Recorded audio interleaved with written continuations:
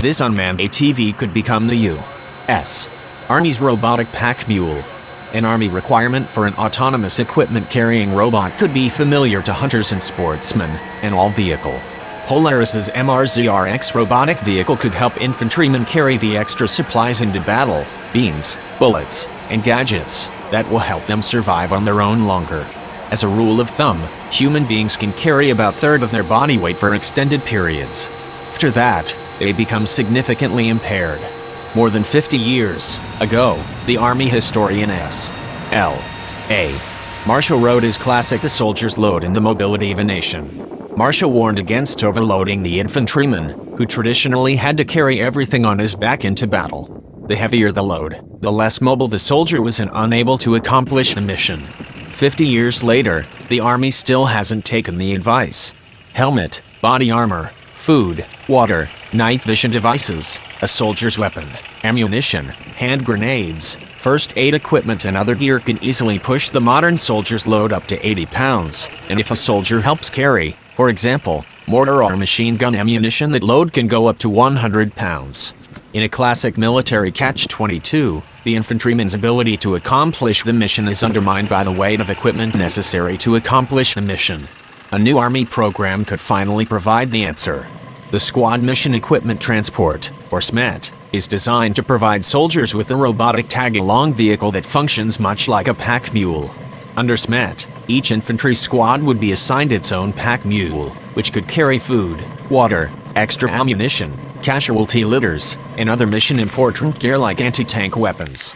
This would lighten the load for individual soldiers who could travel greater distances and tackle more difficult terrain. In the past, the Army has explored but ultimately rejected other robotic mules, with wheels and legs alike. Perhaps the SMET will be different. Team Polaris entry for the SMET program is the MRZR-X, an optionally manned version of the MRZR-ATV already in service with the U.S. military and the armed forces of 24 other countries. MRZR-X can be driven like a regular ATV, operated remotely, and even autonomously, dutifully following a squad of 9 soldiers. In addition, the vehicle for the SMET program must also carry 1,000 pounds of equipment, operate for up to 6 miles over a period of 72 hours without refueling, recharging, and recharge military electronics such as radios, tablets, and other devices.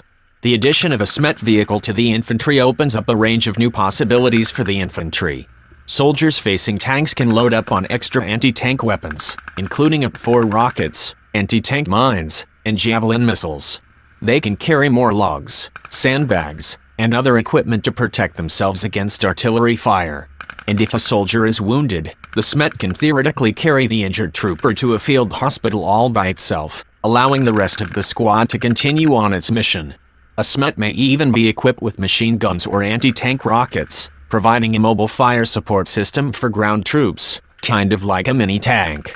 Polaris believes that the success of the MRZR series of vehicles, plus the additional robotic systems added to compete in the SMET program, makes the MRZR-X the ideal vehicle to roll with U.S.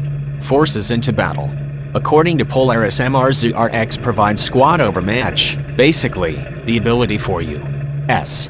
forces to bring more firepower and stuff into battle than their opponents, and claims that their vehicle exceeds Army requirements in key areas. To top it off, the MRZR production line is already open and running. The U.S.